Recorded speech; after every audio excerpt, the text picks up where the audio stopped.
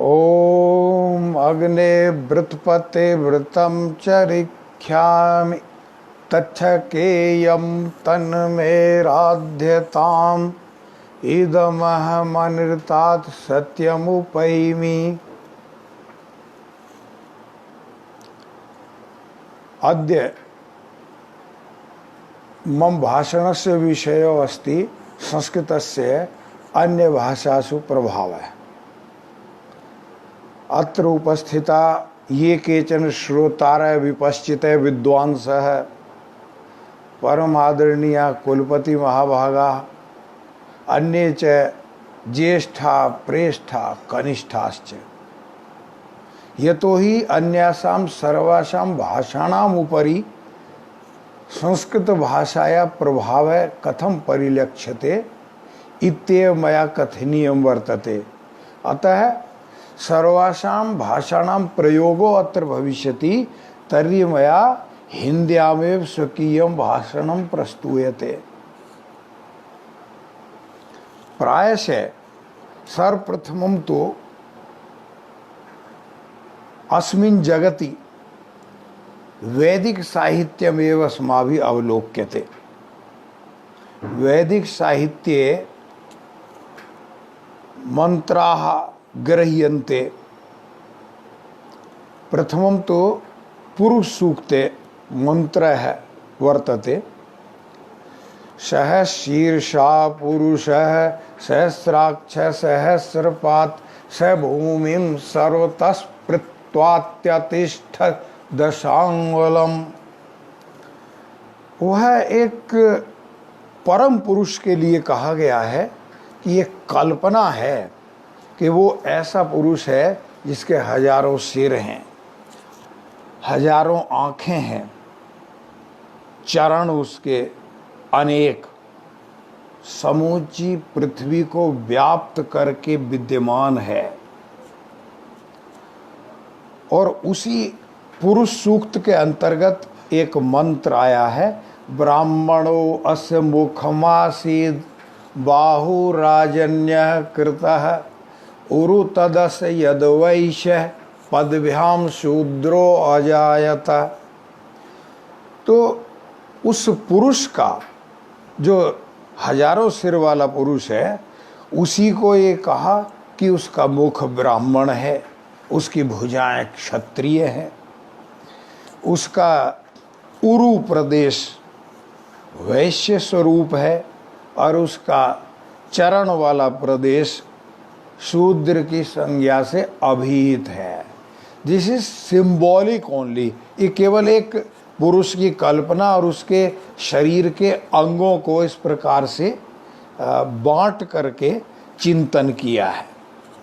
और इसी दृष्टि से गीता में भगवान कृष्ण ने कहा है कि चातुर्वर्ण्यम मया सृष्टम गुण कर्म विभागशः। गुण कर्म का विभाग करते हुए चातुर्वर्ण, चतुर्णाम वर्णानां भाव चातुर्वर्ण्यम, ब्राह्मण क्षत्रिय वैश्य शूद्र, इस रूप में चातुर्वर्ण हुआ। और उनकी इस प्रक्रिया को लेकर के अपने चिरंतन ऋषियों से जो ज्ञात हुआ उसको लेकर के समाज आगे बढ़ा है। तो ये कहते हैं एतद्देश प्रसूतस्य सकाशादग्र जन्मनः स्वम स्वम चरित्रम शिक्षेरन पृथिव्याम सर्व मानवा मनोर अपत्यम पुमान मानव। सब मनु की संतान कहलाती है। सभी मनुष्यों ने इस देश में जितने भी उत्पन्न हुए हैं, उद्भूत हुए हैं, उन सभी ने अपने प्राचीन ऋषियों से, चिरंतन ऋषियों से समस्त आचरण, भोजन पान, व्यवहार, आचार सब कुछ सीखा है। और इसी श्रृंखला में ईश्वर जीव और प्रकृति की ओर वेद संकेत करता है। एक वृक्ष के ऊपर दो सुंदर पंखों वाले पक्षी बैठे हुए हैं। उनमें से एक पक्षी तो वृक्ष पर विद्यमान उन पिप्पलियों को, अर्थात पिप्पल के जो फल हैं उस स्वादिष्ट फलों को खाता है। दूसरा, मात्र देखता रहता है, खाता नहीं है। जो ग्रहण कर रहा है, खा रहा है, उसको ईश्वर रूप प्रकृति, ये तीन माने हैं। जो ग्रहण नहीं करता वो ईश्वर है, जो ग्रहण करता है वो जीव है, क्योंकि वो भोगों को भोगता है इस संसार में। और वृक्ष प्रकृति है, अश्वत्थ कहते हैं हमारे यहाँ जो उल्लेख मिलता है। तो उस रूप में ये समूची सृष्टि आपके समक्ष आती है। और ईश्वर, जीव और प्रकृति ये त्रैतवाद के नाम से भी विख्यात है। हम वैदिक साहित्य को ही पहले, उसके अंतर्गत ही जो कुछ और अन्य बातें आई हैं जिनका प्रभाव अन्य भाषाओं पर परिलक्षित होता है, तो उसमें वेद के एक मंत्र देखने में आया है, प्रतित्यम चारु मध्वरम गोपी थाय प्रहूयसे मरुद्भिरग्न आगही। ये अग्नि मारुत सूक्त में इस मंत्र का उल्लेख है। और उसमें वो कहते हैं कि हे अग्निदेव, आप मरुत नामक देवगण विशेषों के साथ हमारे इस यज्ञ में सोमपान करने के लिए आइए। अब वहाँ पर जो गोपीथाय का प्रयोग हुआ है, निशीथ गोपीथावगथा इत्यादि सूत्र से आ उपसर्ग गम धातु से सी को जोड़ा है। सी को शेर है पिच्चे, इस सूत्र से सी के स्थान पर है आदेश होता है। तो आगही मरुद्भिरग्न आगही, वहाँ आह्वान किया है कि आप मरुद नामक देवगण विशेषों के साथ हमारे यज्ञ में सोमपान करने के लिए आइए। अब यहाँ इसको देखकर अन्य भाषाएं, आंचलिक भाषा या अन्य विशिष्ट भाषा, सभी भाषाओं पर प्रभाव पड़ता है। हमने हरियाणा में रहते हुए जो लोकगीत हरियाणा के हैं उनको गाने वाले अपने विद्यार्थियों को सुना। वो विद्यार्थी ने वो गीत प्रस्तुत किया जिसको रागनी के नाम से, लोकगीत रागनी के नाम से प्रसिद्ध है।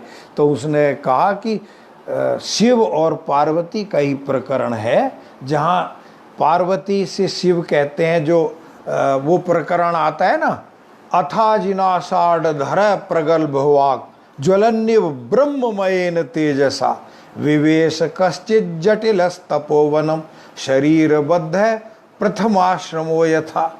शरीरधारी जैसे साक्षात ब्रह्मचर्य आश्रम ही शरीर धारण करके आ गया हो, उसका उल्लेख करते हुए कहते हैं कि जैसे आमने सामने हो गए, वो पार्वती जी से कहते हैं कि आप शिव को क्यों पति के रूप में प्राप्त करना चाहते हैं, वो तो किसी भी प्रकार से अच्छा नहीं है।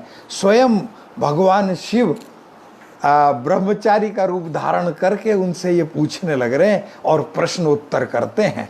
तो वो ये कहते हैं कि वपुर्वि रूपाक्षम अलक्ष्य जन्मता दिगंबरत्वेन निवेदितम वसु वरेषु यद बाल मृगाक्षी मृग्यते तदस्ति किम व्यस्तमपि त्रिलोचने। इस त्रिलोचन में, तीन नेत्रों वाले में क्या वस्तु तुमको महत्वपूर्ण दिखाई देती है कि इसका जो शरीर है, सबके दो आंखें होती हैं, इसके तीन आंखें, विरूपाक्षम अलक्ष्य जन्मता, उसके जन्म के विषय में कोई जानकारी नहीं। भाई सब ये देखते हैं कि हरियाणवी में कहेंगे तो छोरा किसका है भाई, और अन्य भाषा में दिल्ली की में कहेंगे किन के पुत्र हैं कौन तुम्हारे जनक जननी, किसके प्राणों के प्यारे हो। तो ये सब कुछ पूछते हैं, तभी तो आगे बढ़ते हैं। तो उसने कहा कि वरेषु यद बाल मृगाक्षी मृग्यते, हे बाल मृग के समान मनोरम नेत्रों वाली पार्वती, वरों के विषय में जो वस्तुएं, जो बातें खोजी जाती हैं क्या इस त्रिलोचन में एक भी है? तो ये बात जो कही तो हरियाणवी में उसी को कह रहा है व्यक्ति लोकगीत के माध्यम से कि तू महलों की राजकुमारी, मैं नाग लंगोटे आड़ा सूं, भांग रगड़ के पिया करूं, मैं तो कुंडी सोटे आड़ा सूं। इसको सुन लिया हमने, और उससे पहले हम हरियाणवी के भी किसी अक्षर से पूर्णतया भली भांति परिचित नहीं थे, लेकिन उसको सूं को देखा और आपस में हमारे मित्रों ने भी पूछा कि ये सूं का क्या आशय है। तो जो उसके पद्य को सुना और लोकगीत को समझा तो हमारी दृष्टि में ये आया कि जो हम वैदिक व्याकरण से आगही को, मरुद्भिरग्न आगही को हम संयुक्त करते हैं, व्युत्पन्न करते हैं, उसी प्रकार से ये सूं को हूं शेर है पिच्च सूत्र से स को ही आदेश हो जाता है। तो एक तो ये प्रक्रिया हमने देखी, और दूसरे वेद में ही एक मंत्र आता है कि अक्षैर्मा दिव्य कृषिमिति कृषस्व वित्ते रमस्व बहुमन्यमान। पासे मत खेलो, द्यूत क्रीड़ा मत करो, आप वित्त में, धन के प्रति आपका आकर्षण होना चाहिए, उसमें रमो।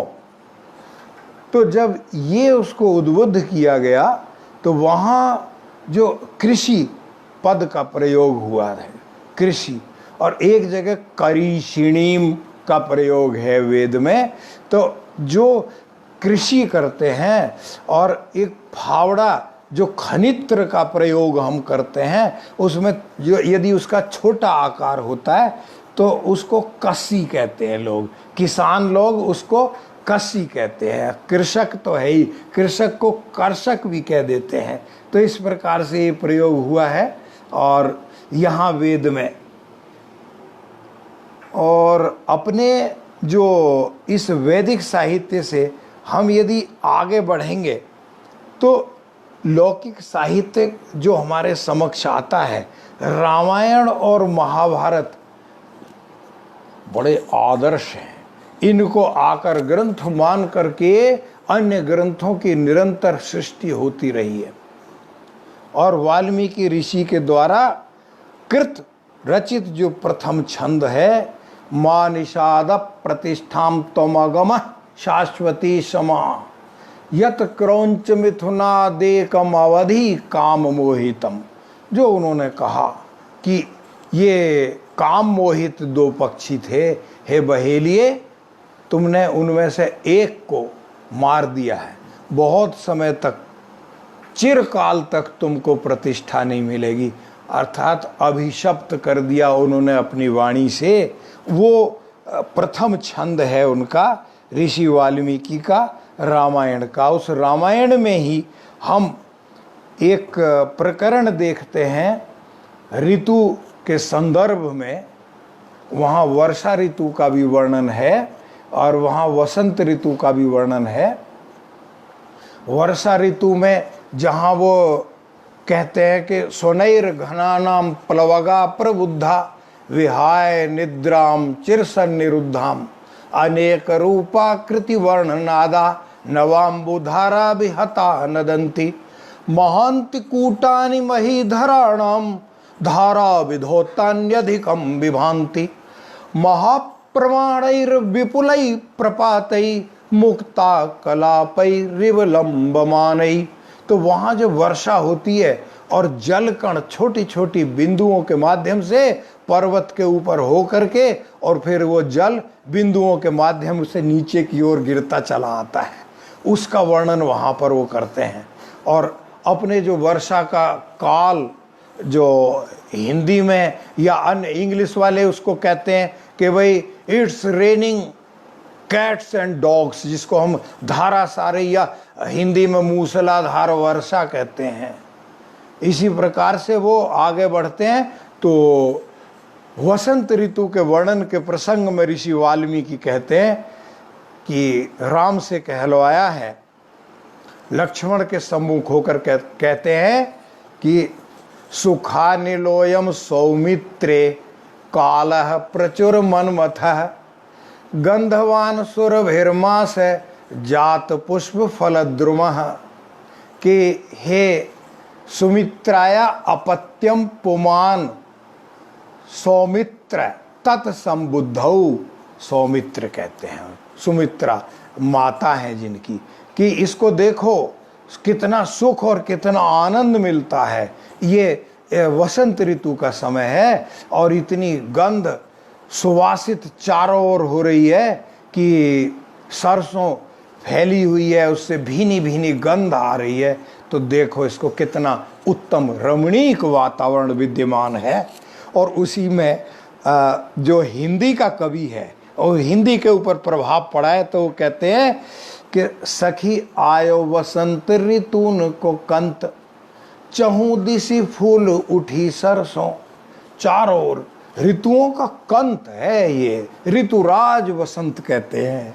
तो ये कहते हैं सखी आयो वसंत ऋतुन को कंत, ये तो सभी ऋतुओं का स्वामी है, ये आ गया है इस समय। चहु दिशि फूल उठी सरसों, चारों ओर फूल उठी है, सरसों भीनी भीनी गंध आ रही है। और परसों को बिताए गयो बरसों, अपने प्रियतम के लिए कह रही हैं कि इस समय तो उनको यहाँ होना चाहिए था, और उन्होंने ये कहा आज नहीं तो कल लौटूंगा, कल नहीं तो परसों लौट आऊँगा। लेकिन परसों को वर्षों बिता दिए उन्होंने, अभी तक प्रत्यावर्तित होकर के नहीं आए हैं। साहित्य दर्पण में उद्धृत करते हैं श्लोक को, जहाँ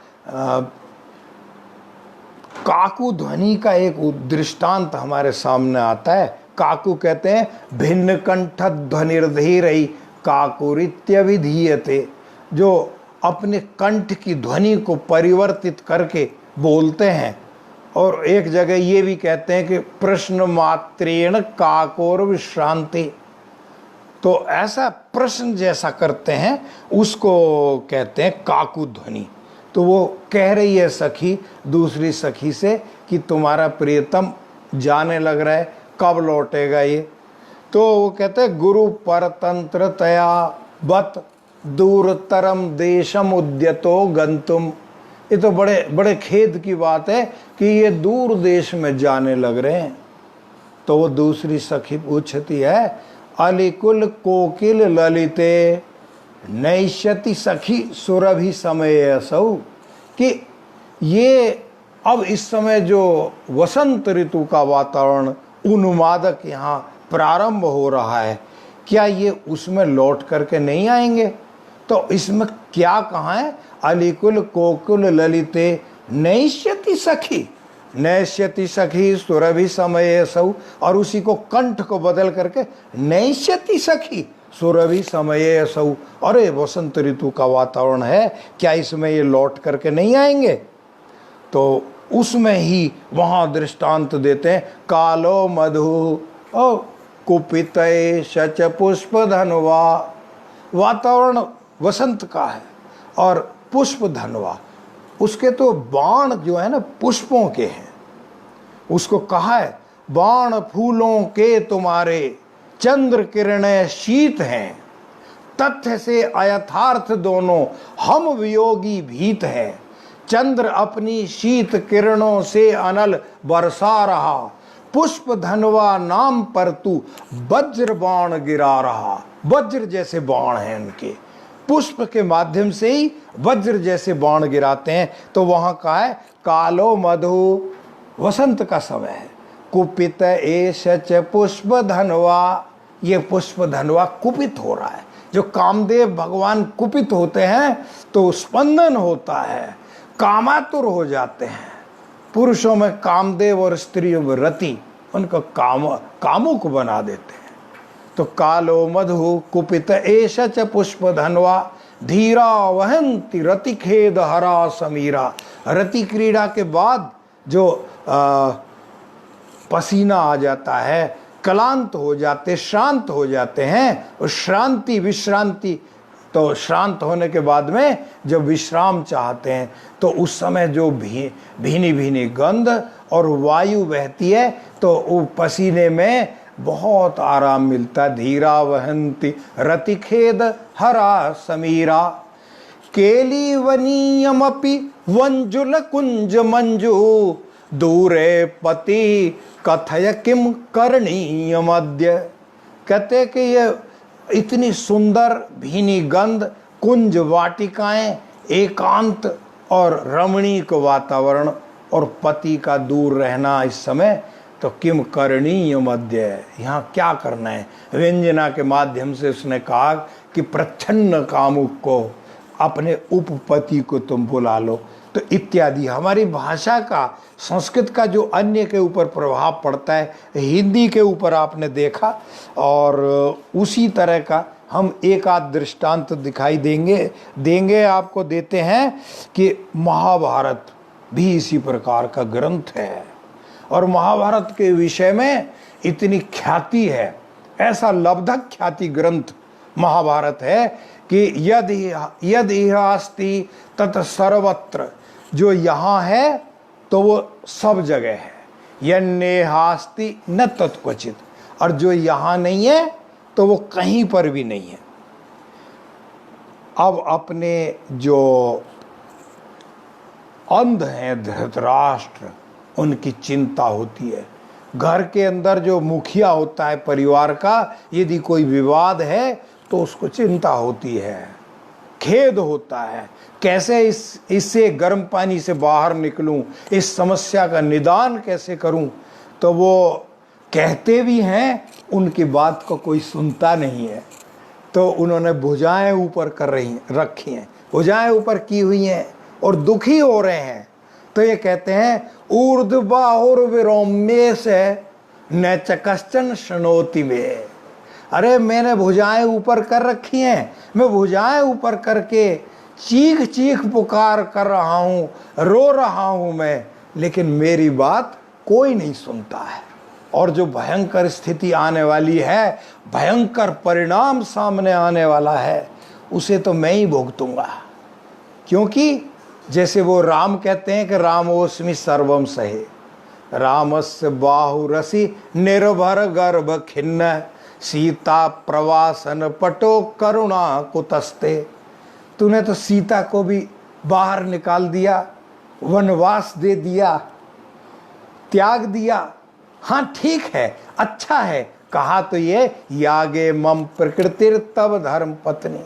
तो यज्ञ करूंगा तो तुमको याद करूंगा, कोई दूसरी अन्याम भार्याम न हम आनेश्यामी, एक पत्नी व्रत लेता हूं मैं। ये तो ठीक है, कह दिया राम ने, लेकिन रह रह कर पीड़ा होती है, बड़े दुखी होते हैं। कहते सीता को मैंने अपने सामने सीता प्रवासन पटो करुणा कुतस्ते, अपने हाथ को कहते हैं, क्योंकि वो वहाँ प्रकरण आता है उत्तर रामचरितम में, भवभूति ने उल्लेख किया है कि वहाँ ब्राह्मण अपने पुत्र को लेकर के आए कि महाराज मेरे पुत्र की मृत्यु हो गई है और इसका ऐसा होना, आपकी व्यवस्था भंग हो रही है। तो वहाँ राम ने ये बात कही है कि भाई कोई ना कोई अनाचार तो मुझसे हुआ है, और रे हस्त दक्षिण मृतस्य शिशोर ध्वजस्य, हर व्यक्ति सीधे हाथ से काम करता है। तो सीधे हाथ से जो कृपाण चलाई थी उन्होंने शूद्र मुनि के ऊपर, तो रे हस्त दक्षिण मृतस्य शिशोर द्विजस्य, जीवा तवे विसृज शूद्र मुनौ कृपाणम। उस शूद्र मुनि के ऊपर इसके बच्चे को जिलाने के लिए, जीवित करने के लिए कृपाण चलाओ। रामस्य बाहुरसि निर्भर गर्भ खिन्न, तुम तो राम की भुजा हो, राम का हाथ हो, है, तुम इतना खेद व्याप्त हुआ तुमको कि सीता प्रवासन पटो करुणा कुतस्ते, सीता का त्याग कर दिया, उनको निर्वासन कर दिया। अरे तुझे करुणा कहाँ है? और आत्मग्लानि से वशीभूत होकर के भाव विभोर हो जाते हैं, भाव से ओतप्रोत हो जाते हैं, उनके नेत्रों से अश्रुधारा प्रवाहित हो जाती है। बिल्कुल ऐसे ही वातावरण को, हमारे इस वातावरण को देख करके पाश्चात्य विद्वान प्रभावित हो जाते हैं। उनके पास जो चिंतन है, पाश्चात्य संस्कृति बाद में ही तो उद्भूत हुई है। हमारी संस्कृति से पहले वेद से पहला कुछ नहीं है। सब होल वर्ल्ड, सारा समूचा विश्व आज के युग में ये मान चुका है, Rigveda is the oldest book of the world. समूचे संसार में ऋग्वेद प्राचीनतम ग्रंथ है। इसको जब सब स्वीकार करते हैं तो हमें ये मानना पड़ेगा कि अभिप्रेरित होकर जर्मन का सभी मेरी अच्छा आ गया, फिर से फिनिश आ रहा था इसमें, तो इसके माने लिखना चाह रहे हैं। अच्छा हाँ चलिए ठीक है। तो ये यहाँ पर हमारे कवि पाश्चात्य विद्वान का ये कहना है कि वो खेद की स्थिति में आकर के कहते हैं, ओ world, O life, O time, समय को, इस संसार को और इस जीवन को, तीनों को वो उद्बुद्ध करता है। O world, O life, O time, on whose last step I climbed. ये एक पीड़ा है, एक विलाप है, इसको लेमेंट कहते हैं अंग्रेजी में। तो वो कहता है, O world, O life, O time, on whose last step I climbed, trembling at that where I had stood before, when will return the glory of your prime, no more, oh never more। तो उसको मैं थोड़ा सा आशय समझा देता हूँ कि भी हमारे श्रोताओं को ये ध्यान में ना आए कि वो इस संसार को भी, अपने जीवन को भी और समय को भी ये कहता है कि मैं इतने उन्नति के चरमोत्कर्ष पर आरूढ़ हो गया था, पहुंच गया था। अब उसके बाद में पतन हुआ, कष्ट हुए, तो ये फिर से ये यश, जिस यश को यश शरीरे भव में दयालु हमारा कवि कहता है कि एकांत विध्वंसिषु मद विधानम पिंडेश्वनास्था खलु भौतिकेषु। तो उसको यश शरीर को जो प्राप्त करना चाहता है उसके प्रति बहुत आस्था है कवि की, और वो कह रहा है कि ये यश मैं कब प्राप्त कर पाऊंगा पुनः, जो मेरा यश अब नीचे चला गया है। तो कहते हैं नो मोर, ओ नेवर मोर, कभी नहीं, मुझे कभी ये प्राप्त नहीं हो पाएगा। और इसी श्रृंखला में कभी ये कहता है कि दूसरे स्थान पर कि O lift me as a wave, a leaf, a cloud, I fall upon the thorns of life. Thorn कांटों को कहते हैं, जैसे कोई कांटों के ऊपर गिर जाए तो उसको रक्त रंजित हो जाएगा। तो आई fall upon the thorns of life, I bleed. ये इस प्रकार से पाश्चात्य विद्वान कहते हैं।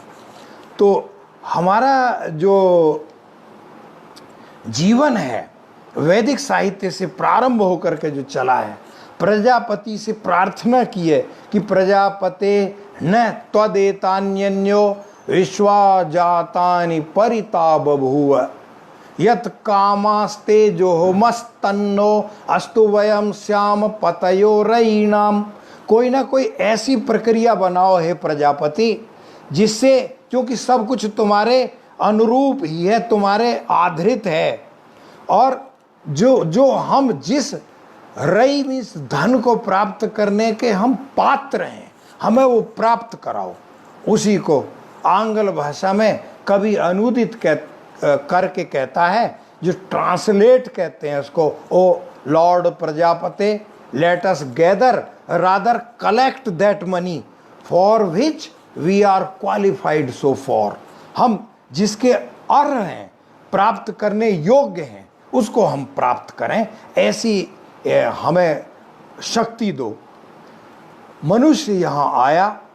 लौकिक साहित्य में जब हम चिंतन करते हैं तो हमारे काव्य शास्त्र के आचार्यों ने उद्धृत किया कि नरत्वम दुर्लभम लोके विद्या तत्र सुदुर्लभा। मनुष्य का जीवन ही जितने सारे 84 लाख योनियों में विचरण करके, 84 लाख योनियों में विचरण करने के बाद मनुष्य का जन्म पाता है, ऐसा हमारा पौराणिक साहित्य बताता है।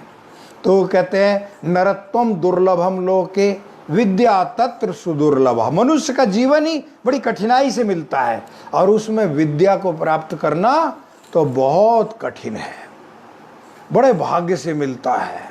और मैं विद्यार्थियों को भी कहता हूँ कि जो संस्कृत पढ़ने के लिए आए हैं, इस देववाणी माँ वाणी का अध्ययन करने के लिए आए हैं, वो जन्मांतर के संस्कार लेकर के हमारे सामने आए हैं, तो वो बहुत अच्छा, उनका उत्तम संस्कार जन्मांतर के हैं, अन्यथा यहाँ तक नहीं पहुँचते।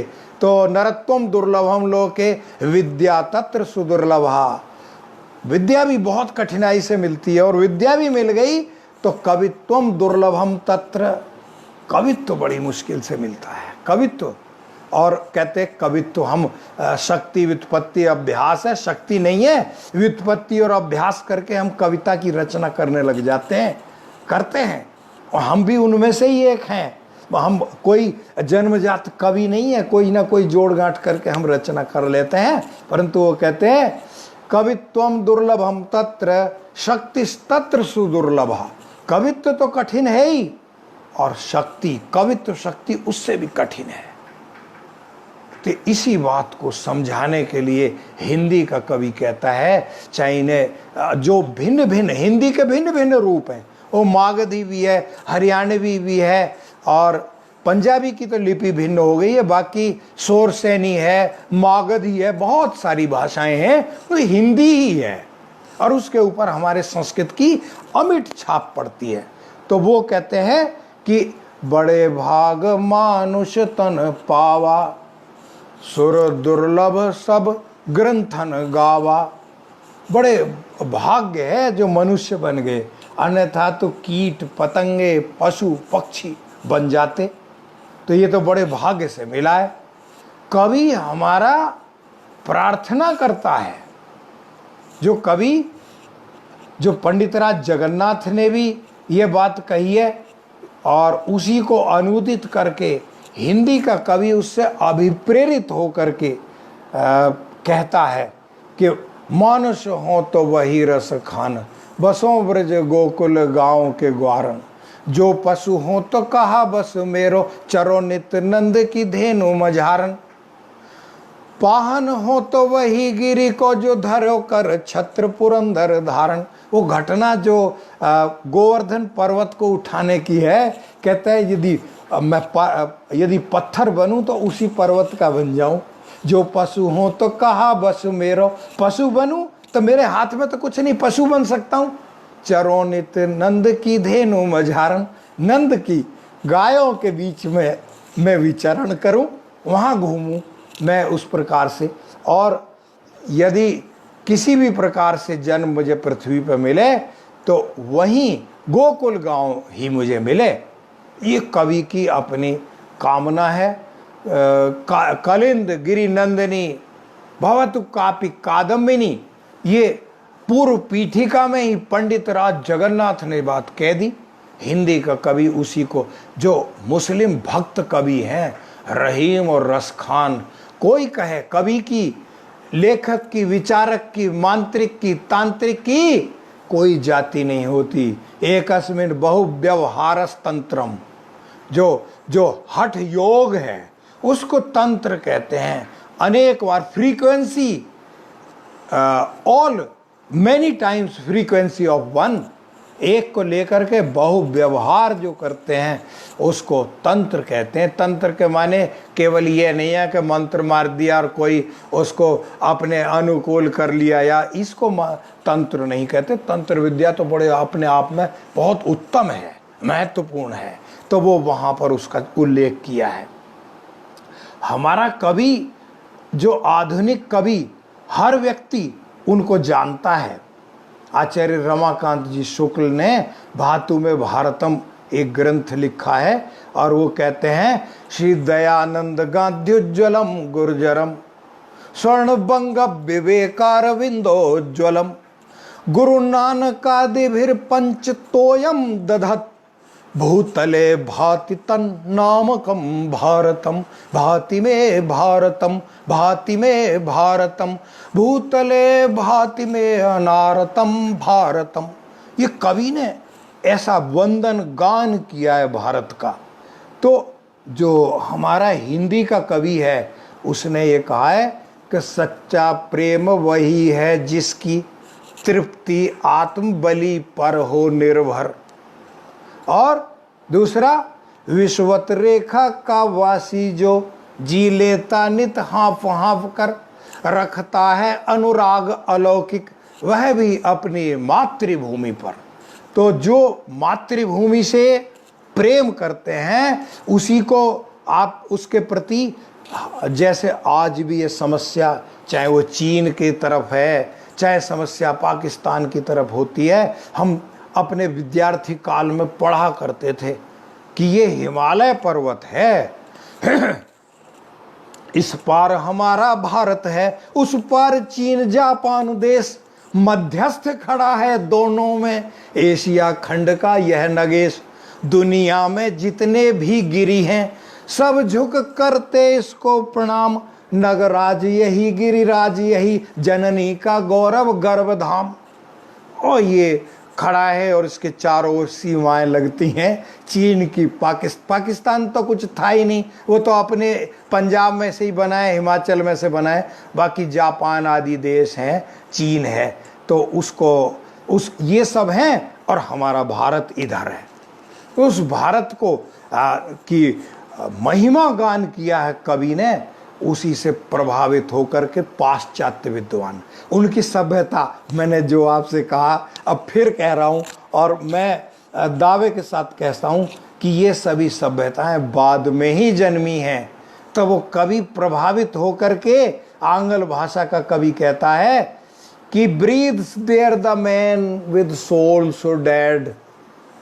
क्या कोई ऐसा आदमी है जिसकी आत्मा इतनी मर चुकी है और जिसने अपने देश के प्रति कोई आकर्षण नहीं रखा है?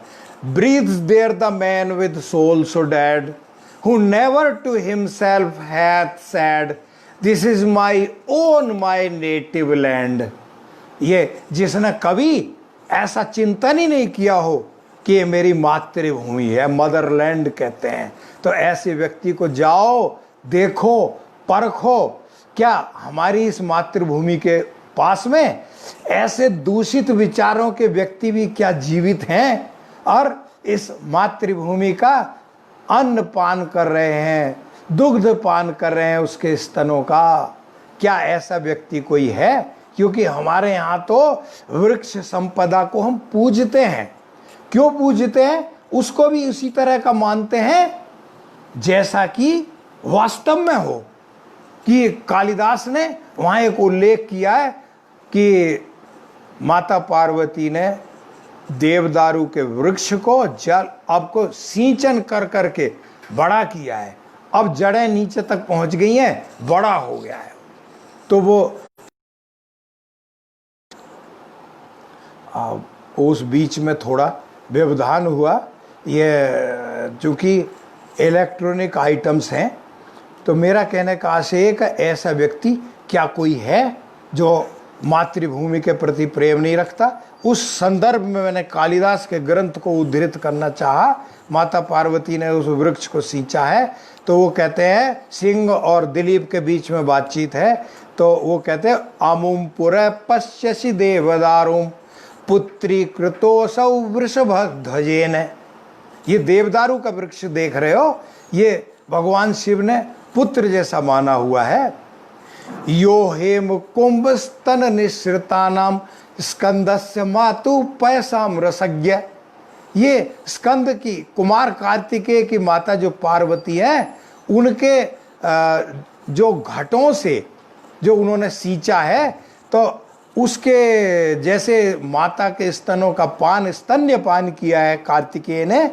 इस वृक्ष ने, देवदारू के वृक्ष ने भी जैसे माता पार्वती का सेचन से घटस्तन का पान, घट स्तन पान किया है, घट रूप स्तन का पान किया है। इतनी प्रकृति के प्रति प्रेम है। और एक बार जंगली हाथी ने उसमें अपने सिर अड़ा दिया और अपना दांत अड़ा दिया, उसके बाद में उस वृक्ष की खाल छिल गई थी, छाल उतर गई थी। तो वो कहते हैं कंडूयमानेन कटम कदाचित वन्यद्वीपेनोन्मथिता त्वगस्य। जब हाथी ने खुजलाया तो उसकी छाल उतर गई थी। अथैन मद्रेस्तनया सुशोच सेनान्यमालीडमेवासुरास्त्रै। तो इसके लिए माता पार्वती ने इतना दुख मनाया था जैसे देवासुर संग्राम में कुमार कार्तिकेय को कोई चोट लग गई हो, उनकी खाल छिल गई हो। इस प्रकार की इस प्रकृति के प्रति वातावरण प्यार हमारा है और हम प्रकृति को उसको देवी देवता के रूप में मानते हैं।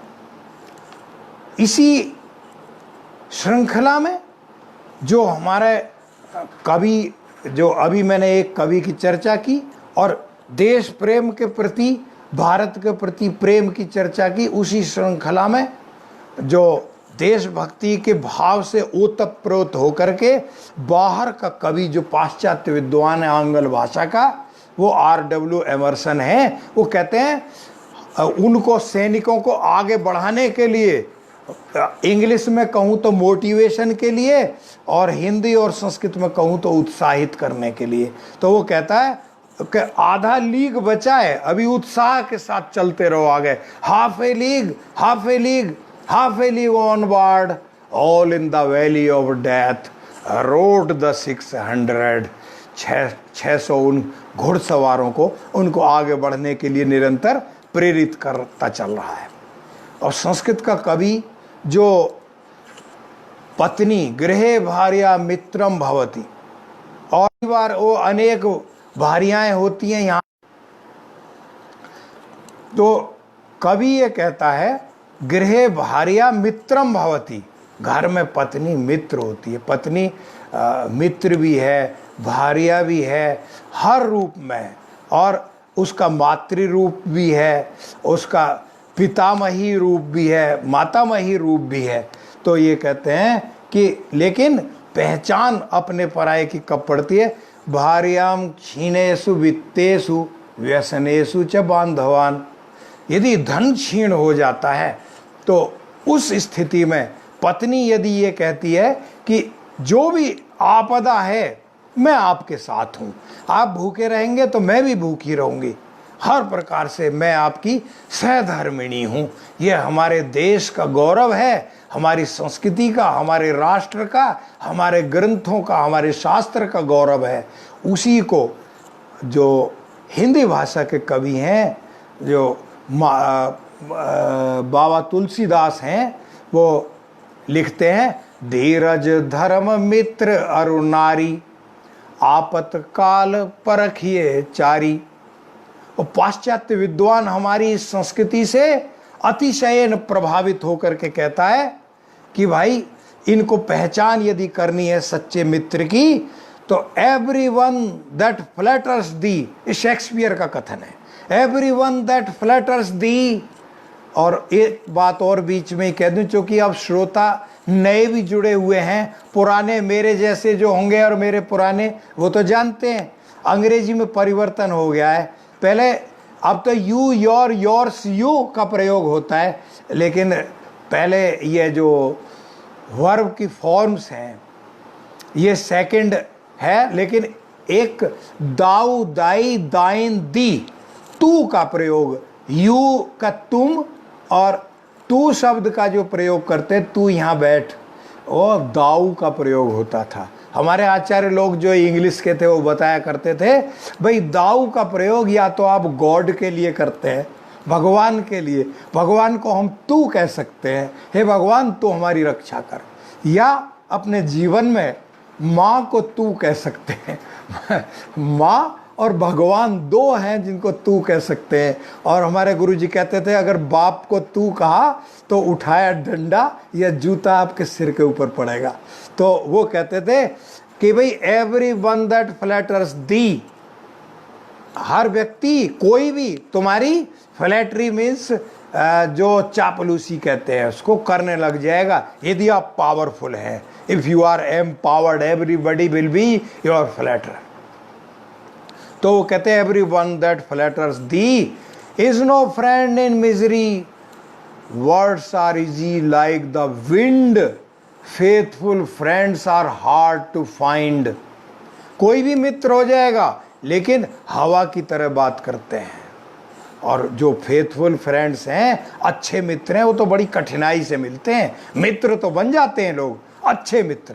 सन्मित्र लक्षणमिदं प्रवदन्ति संतय जो कहते हैं, तो उसमें कहता है अब अगर आप परेशानी में हैं, वो कहता है he that is thy friend in need is no friend in thy daily need. If thou sorrow he will weep. अगर आप परेशानी में हैं तो आपका मित्र रोएगा। If thou sorrow he will weep. If thou wake he can't sleep. आप जागे हुए हैं तो वो सोएगा नहीं, उसे नींद नहीं आएगी। These are certain signs to know faithful friends from flattering foe. F-O-E. Foe means enemies. तो ये जो फ्लैटरी करने वाले, लेकिन वो फो है, शत्रु हैं बहुत सारे। आपके मित्र तो वो होंगे जो आपकी परेशानी में हर समय डट करके आपके साथ खड़े हैं। तो इसको जो आलंकारिक दृष्टि से भी मैंने चिंतन करने का प्रयास किया, क्योंकि काव्य शास्त्र के विद्यार्थी हैं, काव्य शास्त्र में और नाट्य शास्त्र में भी अपना चंचू प्रवेश है और समूचे साहित्य को भी अध्ययन करने का प्रयास निरंतर करते रहते हैं। तो हमारे काव्य शास्त्र के आचार्य मम्मट ने इसका उल्लेख किया है, वो मैं आपको बताता हूँ। वो लिखते हैं, बिल्कुल जब मैं अलंकार की दृष्टि से देखता हूँ, इसमें ये इंग्लिश में ये फिगर्स ऑफ स्पीच करके पढ़ाते हैं, तो वहां पर अनुप्रास अलंकार जो है, स्वच्छंदोच्छल दच्छ कच्छ कोहरच्छाते तराम्बुज छटा मूर्छन मोह महर्षि हर्ष विहित स्नानान्निकान नहाय वाह भिद्या दुद्य दुदार दरदुर्दरी दीर्घा दरिद्र द्रुमय द्रोहो द्रेक महोर्मि में दुर्मदा मंदाकिनी मंदताम। इस प्रकार से जो अनुप्रास अलंकार की छटा है वो देखने को मिलती है। और ये समूचे हमारे साहित्य की एक छाया, जिसको शैडो कहते हैं इंग्लिश में, वो अंग्रेजी साहित्य के ऊपर बहुत अच्छे ढंग से प्रभावित दिखाई देती है। और जो शाकुंतलम, यदि शाकुंतल को जब पढ़ा तो जर्मन विद्वान गेटे ने कह डाला था, ऐश्वर्यम यदि वांछसी प्रिय सखे शाकुंतलम सेव्यताम। वर्ल्ड फेम का ग्रंथ है, विश्व प्रसिद्ध है हमारा ये ग्रंथ शाकुंतल। यदि किसी ने शाकुंतल को ही पढ़ लिया तो समझिए उसने बहुत कुछ पढ़ लिया। अब हम रस की प्रक्रिया को बताते हैं, जो विभावानुभाव व्यभिचारी संयोगाद रस निष्पत्ति। विभाव, अनुभाव और व्यभिचारी के संयोग से रस की निष्पत्ति होती है। आलंबन और उद्दीपन विभाव है, आलंबन और आश्रय है जो एक दूसरे के प्रति आकर्षण होता है। तो मैं और ज़्यादा तो उसमें कोई चर्चा नहीं करूँगा, उस पर कभी विशेष व्याख्यान दूंगा फिर से। तो उसमें जो हम रस की अनुभूति करने के विषय में बताते हैं, जैसे कोई नाटक या कविता का श्रवण या कोई पिक्चर देख रहे होते हैं, उस समय जब तक तन्मय भवन योग्यता नहीं आई, आप देख रहे हैं केवल। यदि रामलीला होती है, ये नाटक होता है, तो दो पात्र बनाए जाते हैं, तो आप तब तक ये कहते हैं कि ये हमारे मोहल्ले का पप्पू है, ये आपके मोहल्ले की गीता है। अच्छा भाई, तुम दुष्यंत और शकुंतला बनोगे, चलो तुम्हारी लव स्टोरी को देखते हैं, how it will be produced by you people in the drama. और उसके बाद में जब वो नाटक होने लगता है मंचन, और जो सहृदय सामाजिक जो ऑडियंस हैं वो वस्तुतः उस धरातल पर होते हैं, वो जानते होते हैं उसको, तभी उनको आनंद आता है उसमें, वो स्टोरी को भी जानते हैं। और जो उनका अभिनय करने का ढंग होगा, उस ढंग को वो देखेंगे। उसके बाद में कवि का ये वैशिष्ट्य है कि वो रजस और तमस दब जाते हैं। सत्व, रजस और तमस तीन गुण हैं। रजस चंचल होता है, तमोगुण होता है तो उसमें भी बुद्धि मलिन सी होती है, ये दोनों दब जाते हैं, सत्व का उद्रेक हो जाता है। उस समय वो सामान्य स्थिति हो जाती है, अपने और पराये का भेद हट जाता है। परस्य न परस्येति ममेति न ममेति च तदास्वादे विभावादे परिच्छेदो न विद्यते। उस समय जो चिंतन होता है, उस गहन चिंतन की स्थिति में प्रदर्शन हो रहा है। उस नाटक को जब आपके दर्शक देख रहे हैं और वो उनसे आप कहते हैं कि भाई दिखाना आपका फ़ोन है या कोई बात है, कहते नहीं बाद में, और वो तन्मय होकर के उसको देखता रहता है। तो वो जो ऐसी स्थिति बन जाती है, प्रमाता तद अभेदेन स्वात्मानम प्रतिपद्य थे। वहाँ उस समय हनुमान जी से जब ये पूछा गया था कि आप कितनी दूर तक जा सकते, पहले तो मना कर रहे थे, और तादात्म्य की स्थिति हो जाने के बाद वो कहते हैं आप कहें तो मैं सीता जी को ले आऊं, आप कहें तो अंगूठी ले आऊं, आप कहें जैसा कहें, इस समुद्र को पार करने की सामर्थ्य मेरे अंदर है। तो हमारा कवि जो लिख रहा है उसके बिल्कुल, उसको वो कहते हैं जो हम साधारणीकरण कहते हैं, इसको अपने पराये का भेद हट जाता है। तो उसी को ये कहते हैं हम जो साधारणीकरण कहते हैं। तो अंग्रेजी वाला जो पढ़ाता है वो यूनिवर्सलाइजेशन कह करके पढ़ाता है। पढ़ानी यही बात पड़ती है और यही चिंतन होता है, और इसी के माध्यम से वो अपनी कविताओं को पढ़ाते हैं। Ode to the west wind कह दो, या a thing of beauty is joy for ever कह दो, किसी भी प्रकार से पढ़ाता है। हम साहित्य के विद्यार्थी होने के नाते उस अपने चिंतन से आगे बढ़ते हैं। और एक दृष्टि से हमारा जो साहित्य है, पंजाबी की मैंने चर्चा की थी कि जो पंजाबी का साहित्य है उसकी लिपि भिन्न हो गई है, उसमें भी हम यही पढ़ाते हैं। काव्य शास्त्र भी यही पढ़ाया जाता है, और मम्मट आदि के जो काव्य शास्त्र है अपने भारत के नाट्य शास्त्र को, उसी को पढ़ाते हैं। इसके विषय में हमें जानकारी नहीं थी, लेकिन जब हमने देखा किसी को कि बोलते हुए कि वो बड़े बुजुर्ग सरदार जी कह रहे थे कि अरे ये महिला उतर गई बस से और गिर गई है, उन्हें आख्या ही नहीं सी। कहा आख्या हमें कुछ नहीं पता था, लेकिन अब व्याकरण की दृष्टि से हमने चिंतन करने का प्रयास किया कि आ उपसर्ग है, ख्या प्रकथने धातु है, सी को हो सकता है ये भूतकाल की तरफ संकेत हो। आख्या, आख्या कहना। हमने फिर अपने जो साहित्य के अन्य आचार्य हैं उनसे पूछा कि भाई ये आख्या का मतलब कहना है क्या? हमारे यहाँ व्याकरण में तो ख्या का मतलब कहना ही है। तो उसने कहा हाँ डॉक्टर साहब ऐसा ही होता है, आख्या के माने कहना है। बोले भाई मैंने बड़ा चिंतन किया फिर, क्योंकि हमारे यहाँ तो बहुत पहले से ये बात कह दी गई कि बुभुक्षित किम न करोति पापम क्षीणा नरा निष्करुणा भवन्ति आख्या ही भद्रे प्रिय दर्शनस्य न गंगदत्त पुनरेति कूपम। वहाँ भी आख्या ही कह दिया। और दूसरा कालिदास जो चर्चा कर रहे हैं कि वो उसमें कह देते हैं, फिर विस्तार न करूं तो भी इतना कि रहस्याख्यायीव सोन मृदु करणांतिक चर, रहस्यमय गोपनीय बात को कहने वाले के समीप इसके कान में जाकर के मधुर गुंजार कर रहे हो, भौरे से वो ये बात कहता है। उसमें भी अस्थाई प्रेम की झांकी, भ्रमर वृत्ति कालिदास में दृष्टिगत होती है। तो ये इस प्रकार की स्थिति।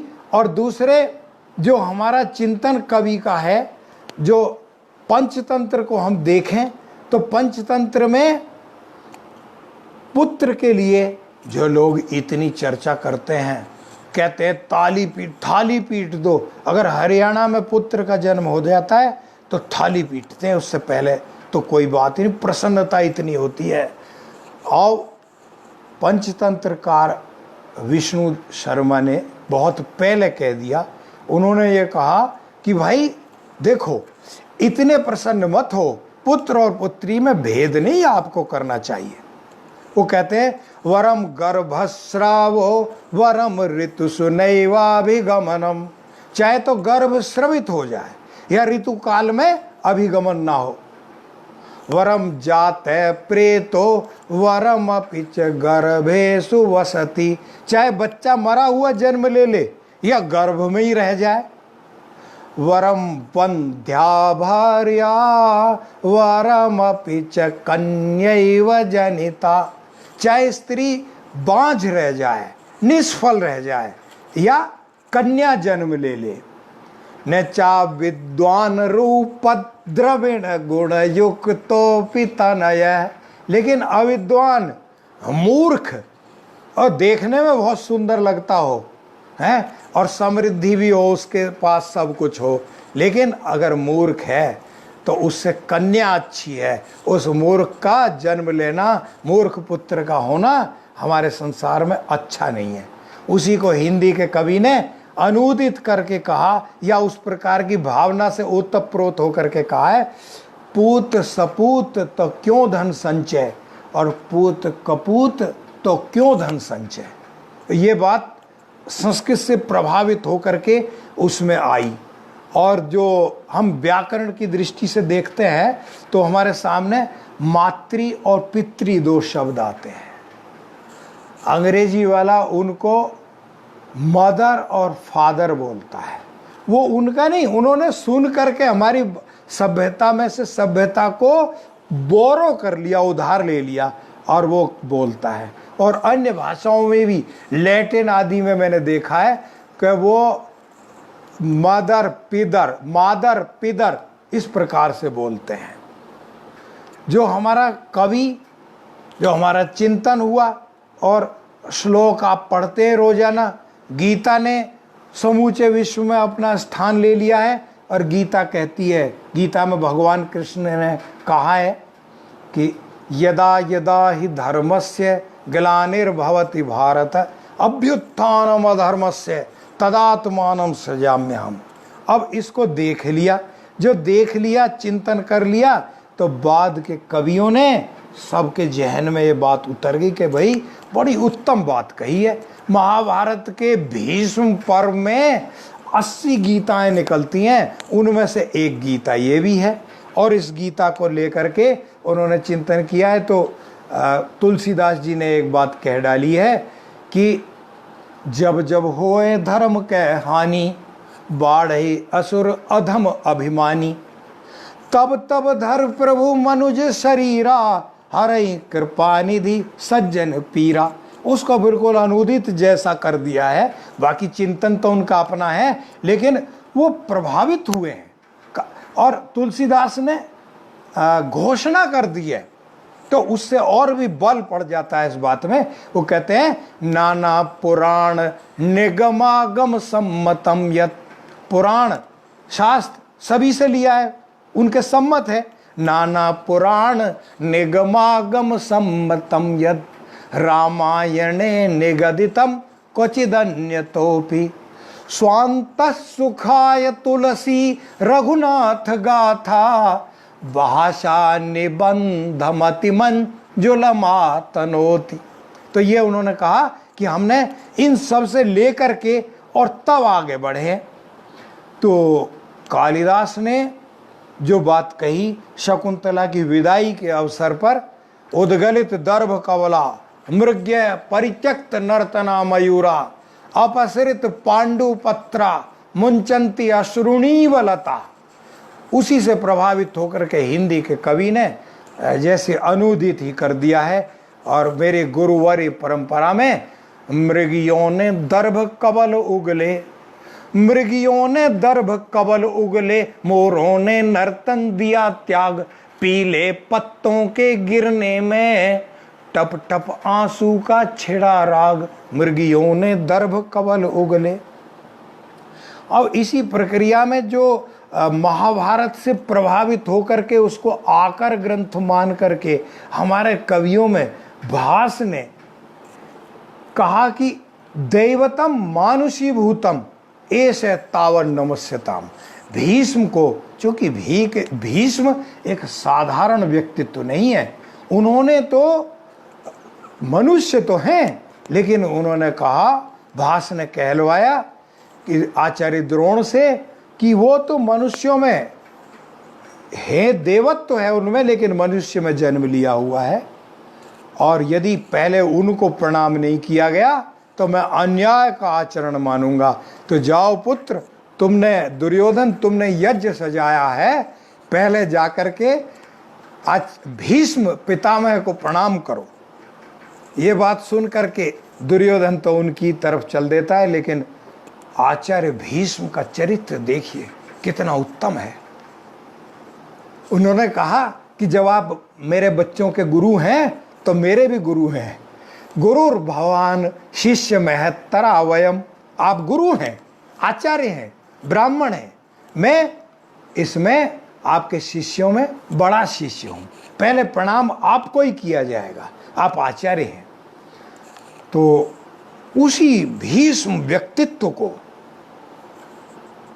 एक समाज के सम्मुख प्रस्तुत करते हुए हिंदी के दिग्गज कवि रामधारी सिंह दिनकर ने कुरुक्षेत्र महाकाव्य के अंतर्गत लिखा है। और इसी प्रकार के भावों से ओतप्रोत होकर के मैं वो पंक्तियां आपके सामने पढ़ देता हूं कि वो, क्योंकि उन्होंने मृत्यु तक को ललकार दिया और उन्होंने कहा कि दक्षिणायन से सूर्य जब उत्तरायण में आएगा तभी हम प्राण छोड़ेंगे। तो वो लिख रहे हैं कि आई हुई मृत्यु से कहा अजय भीष्म ने की, योग नहीं जाने का अभी है इसे जानकर, रुकी रहो पास कहीं और स्वयं लेट गए, बाणों का शयन बाण का ही उपधान कर। व्यास कहते हैं रहे यों ही वे पड़े विमुक्त काल के करों से छीन मुष्टिगत प्राण कर। और पंथ जो हति विनीत कहीं आस पास, हाथ जोड़ खड़ी रही मृत्यु शास्ति मान कर। और पंथ जो हति विनीत कहीं आस पास, हाथ जोड़ खड़ी रही मृत्यु शास्ति मान कर। मृत्यु जैसों को भी नियंत्रण में रखने वाले लोग कहते हैं कि वो इच्छा मृत्यु थी उनकी। ऐसे उन भीष्म जैसे व्यक्तित्व की चर्चा महाभारत महाकाव्य में हुई और बिल्कुल उसी प्रकार से इन्होंने यहाँ पर उल्लेख कर दिया। और गीता में जो देहिनो अस्मिन यथा देहे कौमारम यौवनम जरा तथा देहांतर प्राप्तिर धीरस्तत्र न मुह्यति कहा है कि भाई कुमारी अवस्था आती है, युवावस्था आती है, फिर जरा कहते हैं वृद्धावस्था को, और उसी तरह से फिर देहांतर की प्राप्ति होती है। अब नहीं रहे हैं संभवतः काका हाथरसी और निर्भय हाथरसी होते थे। मुझे मंच पर जाना उन कवियों के बीच में घुस करके बैठने की आदत है, तो मैंने उनको कहते हुए सुना जो भीष्म पितामह जैसे ही लगते थे, हाइट भी अच्छी थी और दाढ़ी भी लंबी थी, सफ़ेद हो चुकी थी। मेरे बाल्यकाल में निर्भय हाथरसी की दाढ़ी सफ़ेद हो चुकी थी और उन्होंने कहा कि बचपन गया जवानी बीती, बचपन गया जवानी बीती, जरा भी जरा सी आई है, इतना जीवन बीत गया अब कुछ उज्ज्वलता आई है। इस प्रकार से उन्होंने अपने दाढ़ी पर हाथ फेरते हुए सफ़ेद दाढ़ी लोगों को दिखाते हुए उन्होंने कहा कि अब कुछ उज्ज्वलता आई है, कि मनुष्य बूढ़ा हो जाता है तब तक भी सीखता रहता है, हमेशा विद्यार्थी रहता है, उसको पढ़ते रहना चाहिए। Ever be the student whole life, आप स्टूडेंट बने रहें, पढ़ते रहें। तो इसी को कामायनी एक महाकाव्य है जयशंकर प्रसाद का, आप जो हिंदी के लोग जानते हैं, कुछ संस्कृत के लोगों ने भी पढ़ा है। मुझे हिंदी और संस्कृत दोनों ही विषयों को पढ़ने की मेरी इच्छा लालसा रहती है, मैं छात्र हूँ। तो वो कामायनी में कहते हैं, हम तो यहाँ रज्जु और सर्प की बात जो पढ़ाते हैं उसकी भी प्रतिछाया उसमें देखने को मुझे मिल जाती है। जब अधिष्ठान और बाध की चर्चा हम दर्शन के अंतर्गत करते हैं तो वो कहते हैं कि अभिलाषा अपने यौवन की, अभिलाषा अपने यौवन की उठती उस सुख के स्वागत को, अभिलाषा अपने यौवन की उठती उस सुख के स्वागत को, जीवन भर के बल वैभव से सत्कृत करती अभ्यागत को। किरणों का रज्जु समेट लिया, किरणों का रज्जु समेट लिया, जिसका अवलंबन ले चढ़ती, उसको जैसे पकड़ करके जैसे रस्सी को पकड़ करके ऊपर चढ़ते हैं, अभी चर्चा चल रही थी बिल्कुल उसी प्रकार से। तो हमारा कवि ये चर्चा करता है और जो हमारे कवि हैं उससे प्रभावित होकर के अन्य भाषाओं के कवि उसमें लिखते हैं और उन भाषाओं में जो प्रभाव परिलक्षित होता है मैं देखता आ रहा हूँ और मैंने इस चीज़ को भली भांति देखा परखा है। मैं अभी बहुत सारी बातें रह गई होंगी, बस मैंने अचानक की और इस पर चिंतन किया और प्रवचन करने के लिए मैंने अपनी बात अपनी वाणी को आपके मध्य रखने के लिए कहा, और कभी फिर पुनः आपके बीच में अपनी बात को लेकर के भिन्न भिन्न विषय हैं, किसी ना किसी विषय को लेकर के हम सामने आएंगे। और मैं इन्हीं शब्दों के साथ अपनी वाणी को विराम दूंगा। और मैं इसके आयोजक, मैं कुलपति जी, professor Mishra ji, doctor Jagat Narayan ji, registrar जी, और जो लोग हैं, और जो आचार्य बंधु हैं, ज्येष्ठ, प्रेष्ठ, कनिष्ठ, सभी को मैं धन्यवाद देते हुए अपनी वाणी को विराम देता हूँ। ओम शमस्तु।